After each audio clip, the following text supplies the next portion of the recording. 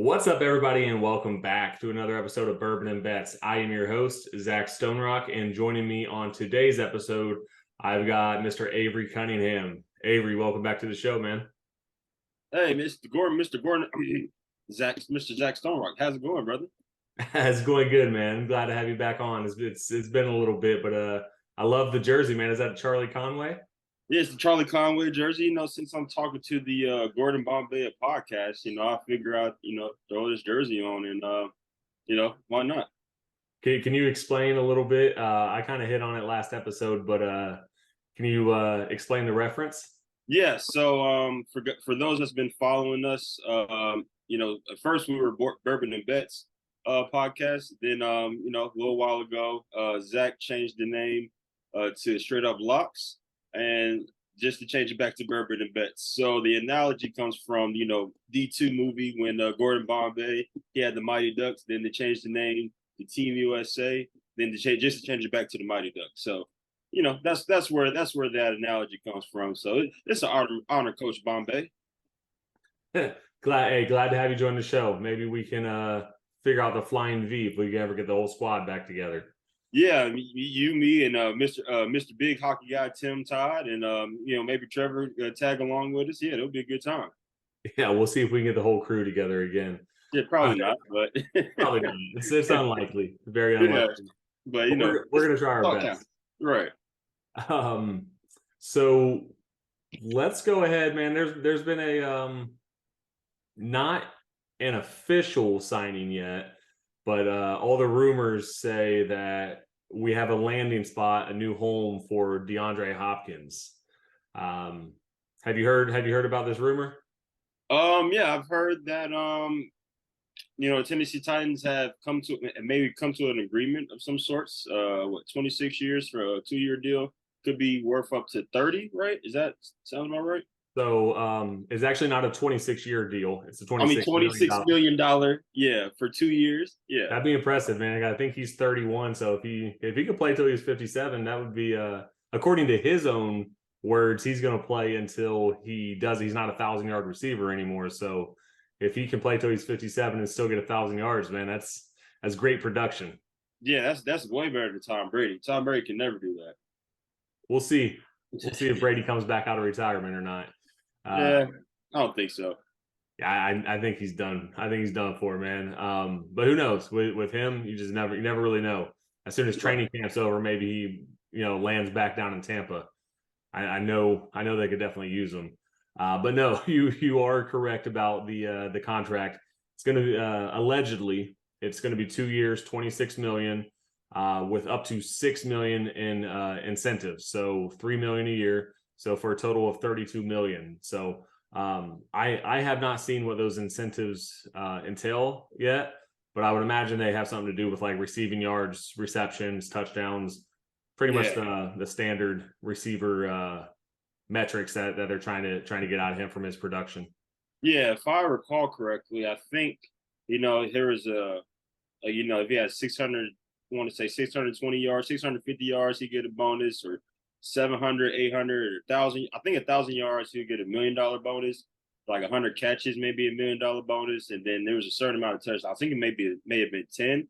He'd get like another $1 million bonus. So don't quote me on that. That's just what I think I seen, but I could be wrong on that. So we know that DeAndre Hopkins is a stud, right? And he's never truly played with the exception of Deshaun Watson. He's never truly played with like a great quarterback. He had Matt Schaub at the end of his career. Matt Schaub had a few good years there where he kind of popped a little bit and put up some good stats and was at least a good like fantasy option. Then he had Brian Hoyer, Brock Osweiler. I don't know. He's never truly had a great quarterback. So Ryan now he's Mallett, going rest in peace. Who's that? Ryan Mallett, rest in peace. Oh yeah, R.I.P. to Ryan Mallett. That's a really sad story, man. Yeah, extremely sad. Yeah.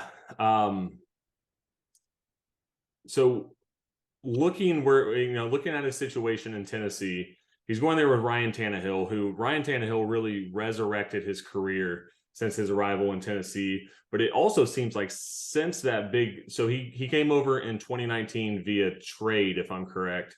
And then 2020 had a really strong year where I think he threw for like 33 touchdowns, 3,800 yards, and I don't remember how many interceptions, but it wasn't a lot. But it does seem like he's been trending down ever since that season. And then last year, obviously, he missed some games. And the Titans are pretty run heavy, having Derrick Henry in the backfield. What do you think DeAndre Hopkins' production is going to be like with Ryan Tannehill? Are we going to see Ryan Tannehill long term, or is Ryan Tannehill going to be on a short leash because you have Will Levis, who was a second round pick this year, and you still got Malik Willis kind of lingering there in the background, who was a third round pick last year out of Liberty. What's your take on DeAndre Hopkins and his current situation? Because it truly seems difficult to think that he's chasing a championship, because I just don't think that they have all the pieces put together for that. I know that was a lot to unpack, and I know I just said a bunch of words, so feel free to take your time responding to all parts of that question. Yeah, I will hold off on the championship part. Mike Vrabel has proven to be one of the better coaches in the league. I think their strength of schedule is number 4. They got to play the Texans twice, and they got to play the Colts twice. Those are probably going to be, well, the Texans are going to be, I think it's going to be improved. Colts, I'm not really too sure where they're going to be at. Anthony Richardson may take some time, or he might pop like when he first come out to play. I don't know, but I mean, I think those would be winnable games. They still got to play the Jaguars, who has improved a whole lot. But I think, could it be a 1,000-yard receiver? Sure. It's DeAndre Hopkins. He's got Derrick Henry. That's been getting the ball. Is going to open up some things for DeAndre Hopkins. I think it could be vice versa for both of them. And then you also got Treylon Burks there, who can learn from DeAndre. But I mean, it's just tough. I mean, like you said, like just their style of play. He's more of a contested catch guy. Are they going to throw the ball that much? It's because he's more of a like volume guy. He's not going to be like, very rarely is it going to be like a 4-catch, 130-yard, type of guy. So I think it's going to just come down to volume. Just how much are they going to feature Derrick Henry? So I think a lot of things come into play. So if I had to put my money on it, I mean, I would probably put the under for 1,000 yards. And not that he's incapable of it, because last year he was on a 1,400-yard pace in the games he played. But it's just Tennessee style of play. I've got Derrick Henry. So yeah, I hope that I'm wrong, because I like D-Hop. But if I had to put money on it, I would go with the under for 1,000. That's interesting that you say that, because Hopkins himself said that the day that he doesn't have a 1,000-yard receiving season, he's going to hang it up. So you don't think he's going to have 1,000? No. I mean, I hope I'm wrong though, because he's been a great player. Potential Hall of Famer. And then you got Tannehill. He's not, like you said, he's kind of tailed off. And is that just because the pieces around him have left? AJ Brown. It's hard to replace AJ Brown after a year. Treylon Burks kind of had a struggle for a rookie season. So is he going to get better this year? Is he going to take that leap? Like as far as the other guys goes, who else is out there? I know Chig Okonkwo is going, hopefully he takes a leap this year. But yeah, but I mean, if he doesn't get 1,000 yards, I hope he wouldn't retire, because it's not. I think he still has the ability, and I think it's going to be Tannehill's job this year. Next year is kind of where it gets dicey as far as like the guaranteed money. After they did just draft Will Levis. See how he does. I mean, from what I'm hearing, I don't know if Malik Willis is going to even make the team. So just a lot of things that go into play this year. They drafted even like the offensive line as well. I mean, they got They lost a couple of guys. Obviously, they lost Taylor Lewan. They lost I want to say that their center.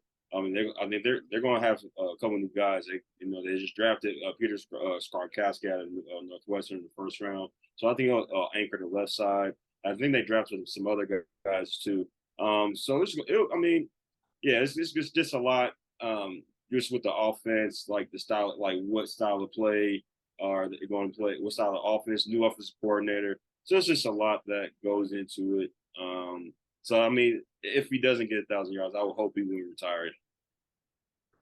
Yeah, I think that was a bold statement of him to make, just given like the situation and the uncertainty. And I apologize here. I'm trying to pull up some odds on a few different things here, but yeah, he's still super talented, right? Like we saw that in a smaller sample size last year, and with what his pace was. And I know that I mentioned that it seems that Ryan Tannehill continues to kind of slide down, but is it Tannehill's fault? Is he losing it, or is it just the fact that they didn't really have any weapons for him last year? As you mentioned, Burks did not really play out the way that Tennessee was hoping for. He was a stud at Arkansas, but struggled a little bit in his first year. And I think that the part of the struggles came from obviously he missed a few games, but I don't think he was quite ready to be tossed into a number one role. And he had to take that on. So with DeAndre Hopkins in the lineup, I do think that I think that that's going to open the field up for Burks a little bit more. So I think we are going to see more production out of Burks. And once Burks starts, producing on the field with Derrick Henry in the backfield, I think it is going to open it up for DeAndre Hopkins. So if I had to guess, I think Hopkins is going to be over 1,000 yards. This is gonna be crazy, but I think I could actually see him finishing somewhere around 1,300 yards. I think he's going to be up there a little bit, just out of volume, because again, depending on what Burks does, I think Hopkins is going to see a ton of targets. So yeah, I don't know. I'm looking forward to seeing how that plays out, but I'm with you. You don't ever count Vrabel out. He seems to be able to make magic happen year after year with that team. But one thing I do want to circle back around to is Malik Willis talking about he may not even make the team. Just last offseason before the draft, they were talking about who was tanking for Malik, which was absolutely absurd. And now that we're looking back at it, what are your thoughts on his bust status? I mean, if he gets cut, is he going to get picked up, and does he go down as is his name going to be alongside the likes of like Jamarcus Russell, Ryan Leaf, those guys, just because of the hype that he had coming out? Well, no, because he wasn't a first round pick. He was a third round. He's a third round pick. So I mean, can't really, people like first round picks are only ones that are considered bust if you don't pan out. So I mean, he doesn't I mean, he was like considered like going number one, and whoever his agent is like deserves all the raises in the world. He's just struggled. His QBR was what is like, I want to say, if I had to guess right now, I'd probably say it's like 12 maybe.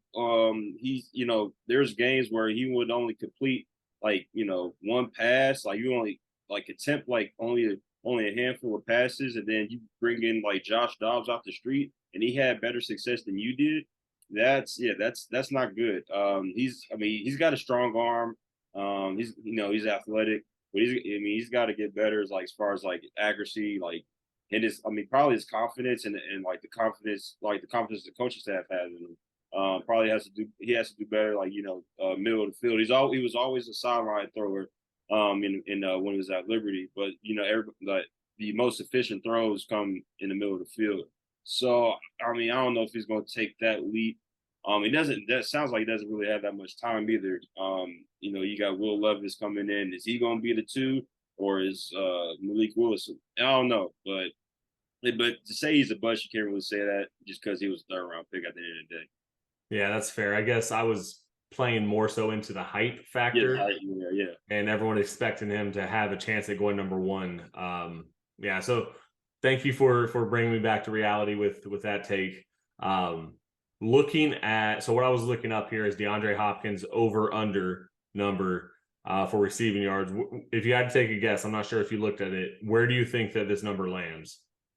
Yeah, I did just look at it on a certain site. It was a 875.5. Like Okay, I'm actually seeing it lower. I'm seeing it at 850 and a half.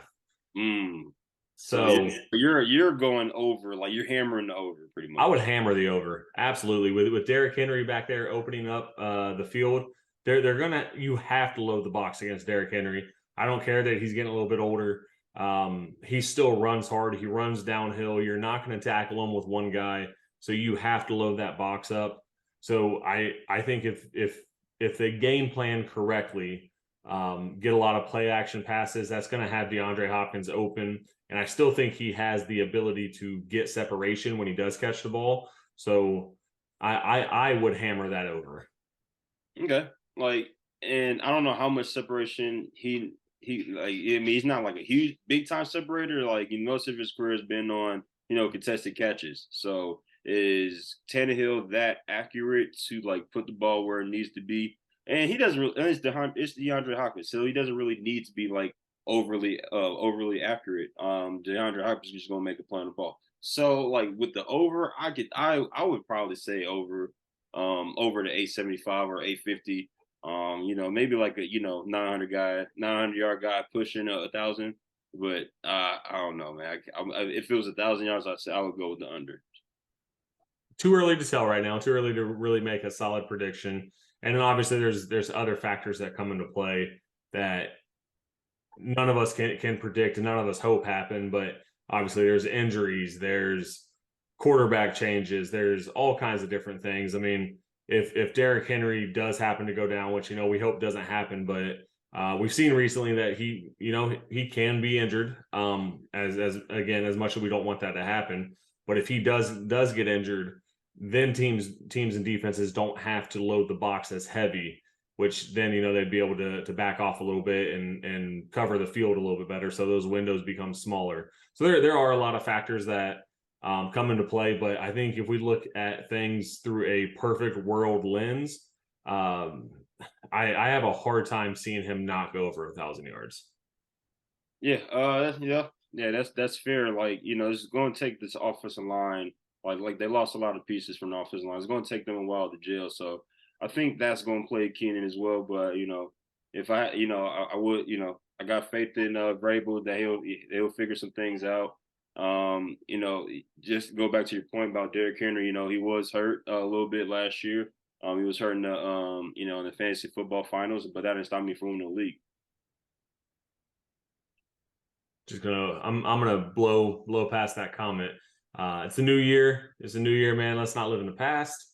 No, congratulations again, man. That was hey, it was legitimately a worst to first situation. So shout out to you. It takes a real strong general manager to get their team back into the elite status like you did. So good job, man. I'm proud of you. Thanks, man. You gotta trust the process sometimes. Hey, sometimes it takes a down year. Every great team has a down year. Yeah, no doubt. Sometimes you gotta tell yourself, hey, you are not a bad fantasy football manager. They are just bad fantasy football players. Hey, I hope that you tweeted that and messaged everybody that was on all the players that were on your roster and let them know that they let you down. Yeah, no, I mean, I can't do that. I mean, they're still human beings, and they don't really care about your fantasy team at the end of the day because they're getting paid millions, so they can care less. Yeah, it was a little bit of sarcasm there. Just Yeah, it is absurd to hear about fantasy football team owners yeah, who really take that title serious and then really send out like threats and different things to the players that don't perform. That's yeah. can't imagine my life coming down to that. Yeah, if you were a better fantasy football manager, you wouldn't have him on your team to begin with. So That's right. That's right. All right. So So we seem to disagree on DeAndre Hopkins, which is okay because that seems to be the way of the world on Bourbon and Bets. But that was really the primary topic for today. Anything else going on in the world of sports that you wanna talk through real quick before we wrap things up? I've been doing a lot of basketball drafts, man. Have you? I got about like 6 or 7 slow drafts going on right now, so that's been fun. I did my first mock draft laying in bed. I think it was 2 nights ago. I mean, this was late at night too. It was like technically it was the morning. I think it was like 1 a.m. I just happened to not be able to sleep, so I was like, let me see what's going on one of these apps. I drafted like first 2 positions and then auto drafted the rest, so I don't even really like count it. So I'm gonna go with no. I have not officially done any type of best ball draft, mock draft, in any of the above. But how are you liking the way your teams are looking? I get sniped a whole lot because these guys are, some of them are actually professionals. But for the most part, I mean, it's just been fun, and we'll see what happens. I drafted one of my drafts. Drafted Travis Kelsey, #2 overall. So that yeah. So we'll see how that goes. I think that could work out well. Could work out well, or it could work out horribly. Nope, I'm going with Will. He's going to be the #1 player in the one of the top offenses. Going to have probably more improved receiver play around him, which should open things up a little bit for him. So, and it's Travis Kelsey. So, I mean, you could get have a double-digit touchdown season. Why not? And then you get another good receiver. Down later round, second, third round. Why not? I do think that this is the year where there's a ton. Every year there's a ton of depth at receiver, but I think this year we see probably more depth than we have probably seen in years past. I think it just comes from the fact that like the skill gap in college and high school. I mean, those players are just becoming more and more elevated at such a young age. So as they arrive in the league, there's a lot more players that are NFL ready. So we don't see a lot of those like third and fourth guys just be, I don't want to say bodies on the field, but not necessarily productive receivers. We're starting to see those guys that are coming in as the third and fourth receiver actually really put up numbers. So I do think that there's a ton of talent, especially with the NFL being a passing league. You're going to see a lot of 4 and 5 receiver sets. So yeah, I mean, you're going to see some guys out there that are going to get plays or get numbers just out of pure volume because everyone in the NFL is passing the ball these days. Yeah. That's why Jackson Smith-Njigba is going pretty high. Nobody knows if he's going to be a 2 receiver or 3 receiver, but got Tyler Lockett there still. So he's been like just a model of consistency like these last 4 years. I want to say he's at like the last 4 years, I think he averaged over 1,000 yards and 9 touchdowns. So I mean, it's just been a model of consistency. JSN, being that third receiver, they're going to utilize him. He's a separator, good route runner. Legit quickness. One of the faster 3 cones in the draft at the combine and the pro agility as well. So yeah, and just obviously he was picked number like the first receiver taken for a reason. So I'll be interested to see how they use him. But he's like in some drafts he's going before Tyler Lockett, so which I find interesting. I mean, he came out a wide receiver so he's going to be solid.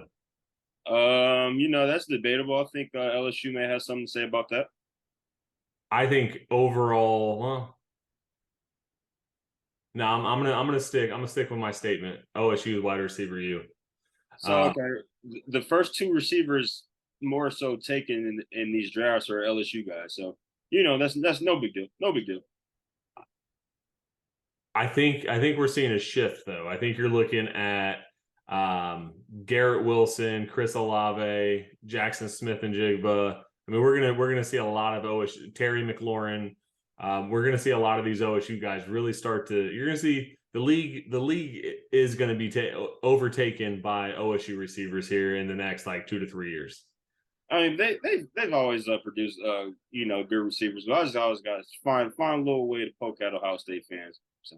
I do want to circle back around to Seattle though.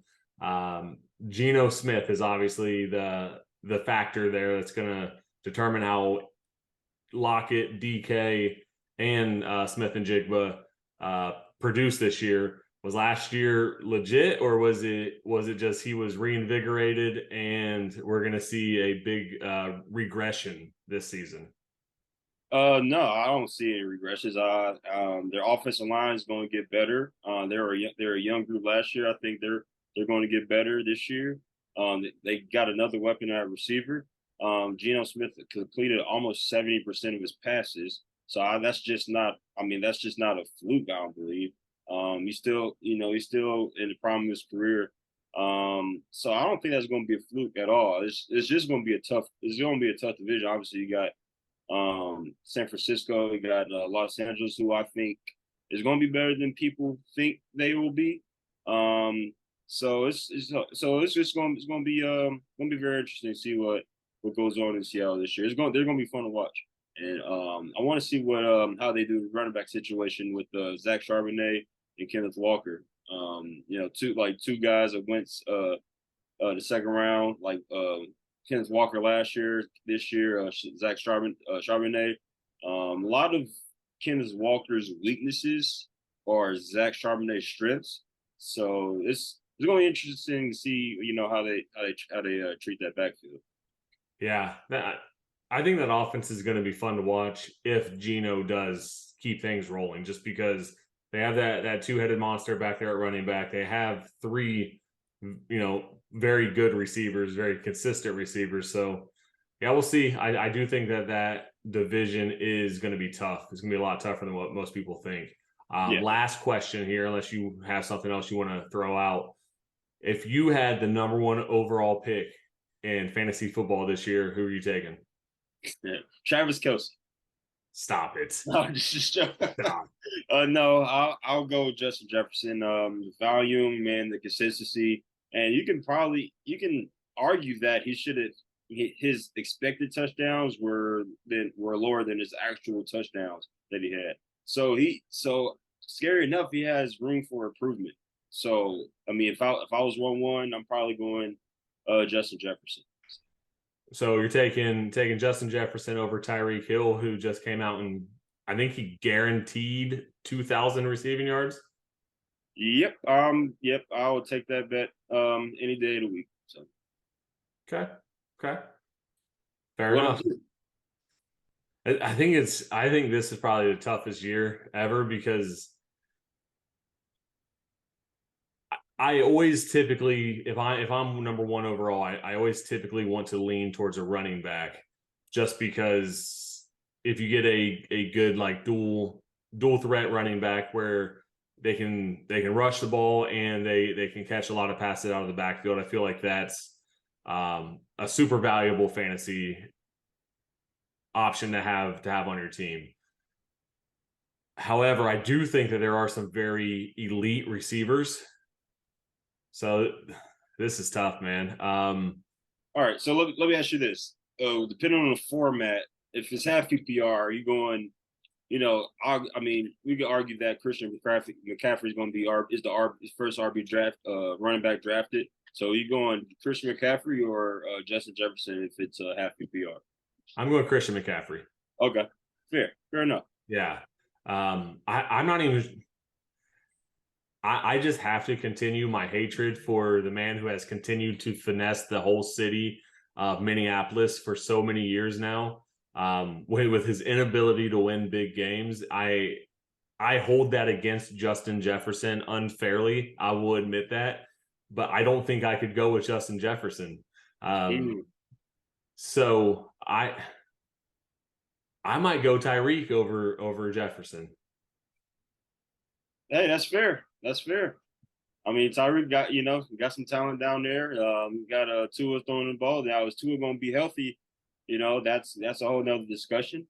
But everybody knows what Tyreek can do. But yeah, I have to go with Justin Jefferson. He's been, these last 3 years, nobody's had more receiving yards than him. So gotta go there. I'm gonna change my pick. I'm gonna go Adam Thielen. Okay, Homer, Homer pick. There we go. Hey, that's what you do, Zach. That's what you do, man. So he's got to throw a Homer pick in there every time. So. All right, man. Any last minute topics you want to throw out there before we wrap things up? Oh, I don't think I got anything, man. Definitely appreciate you having me on tonight. Yeah, it's always a good talk. So just ready for some football or NFL football. We had a lot of football, like XFL, USFL, and all that stuff. So get ready for some and CFL's going on right now too. So get ready for some NFL football, man. Should be there's no better reality show than NFL. That's right, man. Hard Knocks is gonna be starting soon. Training camp starts July 18th for a lot of rookies. Mm-hmm. So we're seeing a lot of things ramp up here, man. Tomorrow, yeah. It's getting exciting out there. What I'm most looking forward to is as football gets closer, it means this hot ass weather is going to be over. So be able to go outside and not sweat as much anymore, which is really, really what I'm all about. So super excited for football to kick off, man. I appreciate you joining me. On a last minute kind of impromptu episode. So always appreciate your flexibility. Always appreciate your insight. And we'll have to jump on again here real soon, man, and give the people a little more back and forth banter. Yeah, as always, got to get people what they want, Zach. All right, Avery. Well, I appreciate you. For all the listeners out there, do me a favor. If you're listening on one of our podcast platforms, we are available on Apple and Spotify, and pretty much every other podcast out there. But I know those are the two major ones that most of you are probably listening on. We're on YouTube. Please, if you're listening on a podcast platform, we appreciate it. If you could also please go over to the YouTube channel and like the video, leave a comment. If you have the time to watch the video, we would definitely appreciate that as well. Feel free to interact with us on all social media, Instagram and Facebook, Bourbon and Bets. Just type that in. You'll be able to find us. As always, we appreciate you all joining us for this ride. Really excited for week one so we can throw out some picks. This year, I truly feel we're going to have a ton more success than what we've had in the past with some of the bigger parlays that we've done. So I think it's going to be a good year, and we're looking forward to helping everybody make a little bit of extra money. And if nothing else, provide you with some entertainment. So one more time, Avery, thank you so much for joining, and we will talk to everyone again soon.